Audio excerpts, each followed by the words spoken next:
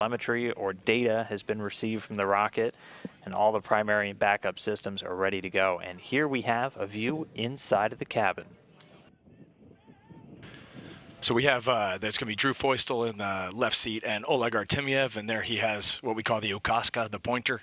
For the commander, they sit a little further back, and it's hard for him to reach all the switches, so he's using that to enter some data. And then you can see their talisman. It looks like Oleg is playing with his talisman there.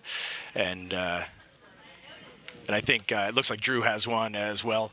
And then just off screen is going to be Ricky Arnold, and we'll get to see some live shots of him later. Yeah, and we do have some info. So for Drew, he has, it's called Kredek the Mole, also known as Krat in Russia. It's a cartoon character that was very popular throughout Europe from the 1950s through today. The creator from the Czech Republic, a larger one, actually flew with Drew and his crew back on STS-134. So we'll see a couple of zero-G indicators, and if we get a view of Ricky Arnold, I've just been told he actually has a small hula girl to commemorate the crew's call sign, Hawaii. That's outstanding. Being from Maryland, I thought he would have a Baltimore Oriole mascot. I know he's a huge fan. I would have supported that. All right, but at this point, again, we are 5.5 minutes away, and we just got word that the launch key has been inserted. Yes, it's an actual key. Somebody gets to carry around the launch key. And if you're lucky after flight, you may get that key. I did not get mine from our flight, but I have seen the launch key from previous Soyuz. My commander had his from his first flight, and it is, no kidding, an actual physical key. What does it look like?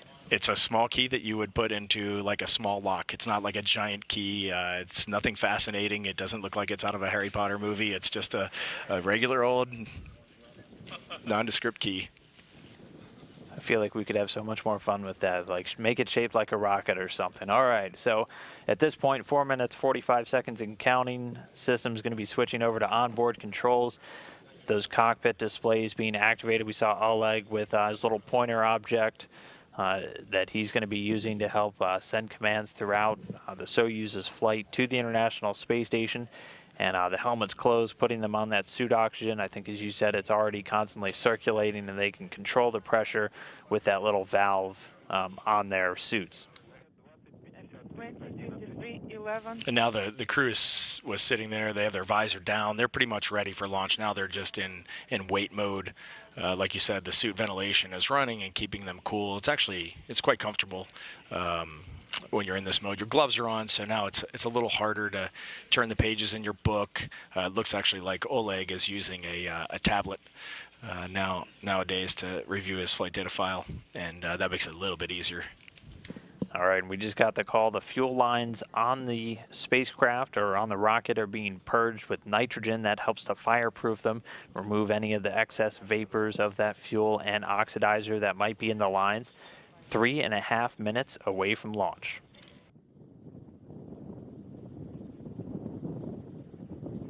So 3.5 minutes away from launch. What's going through your head right now if you're in that rocket? Now you're 100% ready. You don't want to wait anymore. You want those engines to ignite. One interesting thing, the person that they're talking to, the Russian flight controller that the crew is talking to, this person has trained you for about the last year and a half. So you're great friends. You know them super well. You probably know their family, and that's a real comforting voice. So the only person you're talking to right now outside the crew is that we call it a Shestnatsy Treti. That's their call sign, and you know that person well. All right, we are coming up on 2 minutes and 45 seconds, getting the thumbs up, a little fist bump from the crew there. Looks like they're definitely ready to go. And so at this point, the booster tanks are being pressurized for flight. This just helps to optimize the flow of all of that fuel. Also actually helps add some structural support to the rocket itself. Again, everything looking good. It's a night launch, so things are about to light up very much so there on the steppe of Baikonur in Kazakhstan. Teams only about a mile away watching the launch from NASA and Roscosmos. We are coming up on 2 minutes.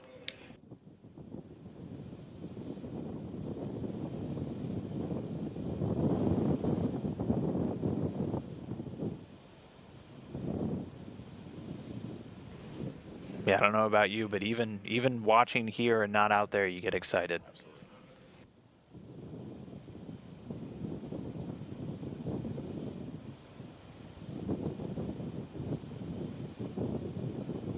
All right, 1 minute, 40 seconds away from launch. Everything continuing to count down. No issues with the rocket. Again, we're going to see some of those umbilical towers separate from the vehicle. When the second one separates, that means you're only 15 seconds away from liftoff.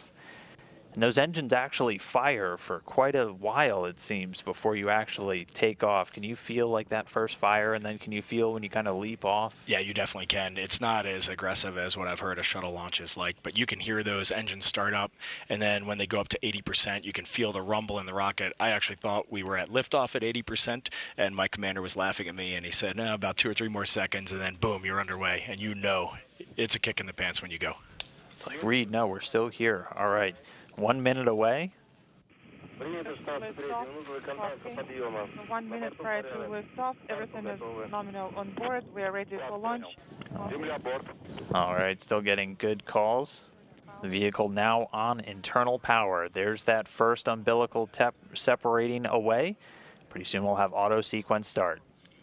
At this point, the ground propellant feed, so all the fuel flow into the rocket, has cut off. We are under 30 seconds.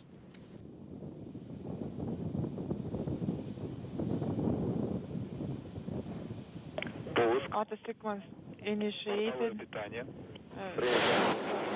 Now launch command issued for ignition. And there you can see the engine starting to fire, ramping up. The second umbilical tower already separated. Engine at 80% and liftoff. Drew Foysel, Oleg Artemyev, and Ricky Arnold taking off on their way to the International Space Station. Getting a great view of those first stage engines as they light up the night sky. That first stage delivering over 930,000 pounds of thrust. 20 seconds into flight, engines are steady. 20 seconds so far since liftoff, getting good calls that the stages are performing nominally or normally.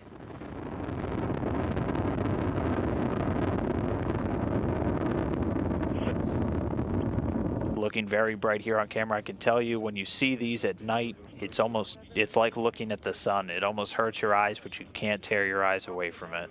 On board, and yes, we are seeing you on camera 1 screen.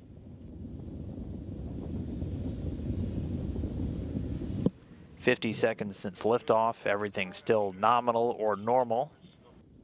Soyuz rocket doing its job, all of the parameters or the data points for its trajectory looking good, continuing to rocket across the night sky. So we're 70 seconds, over a minute and 10 seconds into the flight, the vehicle already traveling at over 1,100 miles per hour.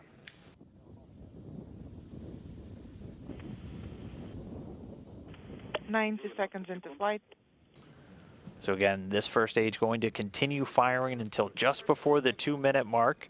First, we'll hear the escape tower being jettisoned. And then following that, those strap-on boosters, those 4 liquid-fueled boosters on the first stage will be jettisoned. We should hopefully get a good view of that here on the video, as it is a very crystal clear night. View inside the cabin, the crew still doing good. And getting confirmation from the visiting vehicle officer here in Houston, good first stage separation, and the escape tower has been jettisoned. That drops away at an altitude of about 28 statute miles, the Soyuz traveling at over 3,300 miles an hour. First stage separation. Thumbs up from the crew. Copy. All right, now we'll get this animation. You can see the core stage also serving as the second stage. And so 2 minutes, 30 seconds into flight. What's it like inside that capsule right now? You get some good G-forces. You know, first stage was good. Right there with the launch shroud jettison, that's a very dynamic event. You can see out the windows, and you got thrust behind you. You're pushed back in your seat, and that makes you smile. On board, and we also confirm launch shroud jettison. 180 seconds into flight. Everything's still looking great for the rocket. Over 48 miles in altitude already. We are seeing Traveling at a speed of about 4,700 miles per hour, that core stage. And there we go, getting our first view of Ricky Arnold there in the right seat. All smiles looking like. And we can see his 0G indicator just over his shoulder there. The hula girl for Soyuz call sign Hawaii. Copy, everything is fine on board. We're feeling excellent. This core stage is about 56 feet in length, 13.5 feet in diameter, and provides between 178,000 and 222,000 pounds of thrust, that depending on where they are in the Earth's atmosphere. And that continues for 3 minutes and 28 seconds of operation. Once this second stage has done its job, it'll cut off and we'll see the third stage begin to ignite, and then the second stage will cut away and then drop back down to Earth. That's also why, if you look at this animation just before that orange section kind of in the middle of the rocket, there's a lattice-like structure, and that allows the third stage engine to fire before that second stage drops away. But 4 minutes, 20 seconds since liftoff, everything's still continuing to go great with the Soyuz getting good performance calls from the teams over in the Russian Mission Control Center in Koryov. Prior to second stage separation, copy Baikonur lead, we're standing by.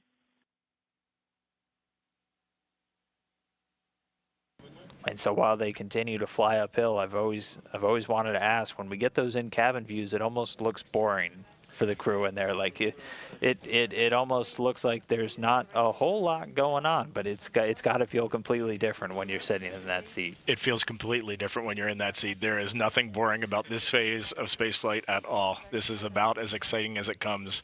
Landing is maybe a bit more interesting, but this is as exciting as it comes. Copy. All right, well, all the crew inside, again, NASA astronauts Drew Feustel and Ricky Arnold, and Oleg Artemyev, the Soyuz commander, there in the center seat. Over 5 minutes and 23 seconds into their flight. Keep an eye on all of those different talismans hanging over them. Once that third stage cuts off, you should see those start to float, and then that'll be kind of your first view of life in microgravity. Excellent, and in celebration mood. Copy. 340 seconds into flight. Copy. And combustion chamber pressure is nominal. Copy. And so at this point, the second stage booster is already cut away, that coming in an altitude of about 105 miles, now being propelled by that single engine of the third stage, providing 67,000 pounds of thrust. It's going to continue to burn for 4 minutes and 2 seconds until that 8 minute and 45 second post-launch mark, at which point it will cut away and separate, and the spacecraft will be in orbit. Everything on board is fine.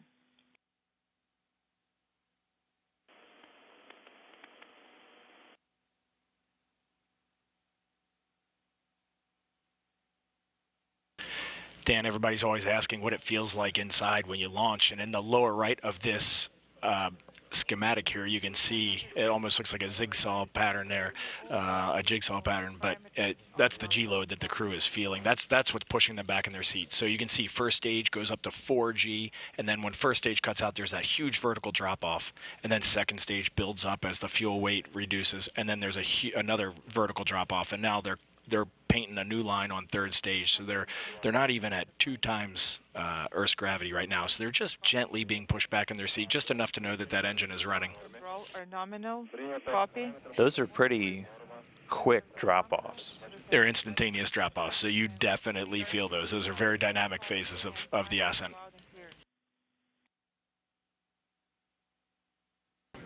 All right, well, still getting good calls, normal performance of this third stage engine. We're about 7.5 minutes into the flight, velocity approaching 13,500 miles an hour. Everything is nominal. Copy. Again, once that third stage is done with its job, the Soyuz will separate, and then they'll execute a series of commands, all pre-programmed in, to prepare the Soyuz to fly around in outer space. And those will allow all the onboard computers to deploy the solar arrays, which you can see the blue cells folded up alongside the body, and also a bunch of antennas. but everything's still looking great. We should have about 40 seconds until that third stage cutoff. Nominal on board, and the crew mood is festive. And you have 30 seconds prior to third stage separation. Copy. 500 seconds into flight, everything is nominal.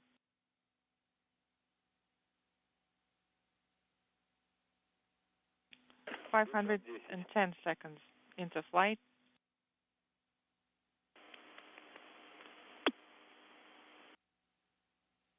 .520 seconds into flight. Please be prepared for GECA 3 command. We are ready. And there we see that bit of a jolt. You can see the Talisman starting to float, and I think they're in outer space now. Welcome to low Earth orbit. Congratulations with the successful launch and insertion into orbit. Have an excellent flight. Good luck. And we have confirmation the third stage has shut down and separated.